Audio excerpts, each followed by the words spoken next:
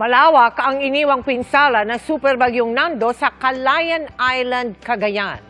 Mula sa mga bahay hanggang sa kabuhayan ng mga residente, dama pa rin ang bigat ng epekto nito. Kaya kahit na mahirap ang biyahe patungo roon, sinikap ng GMA Kapuso Foundation na marating ang isla para maghatid ng tulong. Apat ang tumumba na sa lakas ng hangin kanina.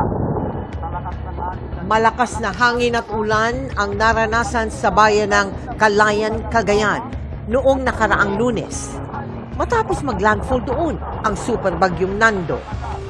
Isang linggo ang nakalipas, bakas pa rin ang iniwang pinsala sa isla na itinaas pa sa signal number 5. Maraming puno ang nakatumba. May nasira ring tulay at napinsalang bahay. Ito po yung pinakamalala. 92% ng kabahayan ay either totally or partially damaged. Ang bahay ng residenteng si Winston, halos lipa rin ng malakas na hangin.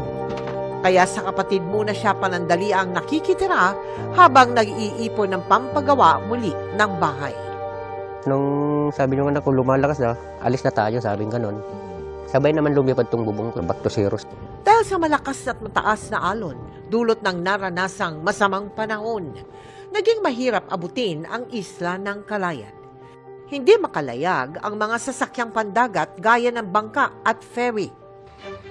Kaya upang maihatid ang relief goods ng GMA Kapuso Foundation, naghintay tayo ng ilang araw hanggang banayad na ang hangin at isinakay ito sa aircraft ng Philippine Air Force sa tulong ng Marine Battalion Landing Team 10.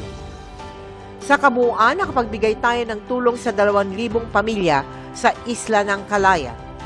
Samantala, nagsimula na rin po tayo na mahagi ng tulong sa mga naapektuhan ng bagyong Opong sa Masbate at Samar.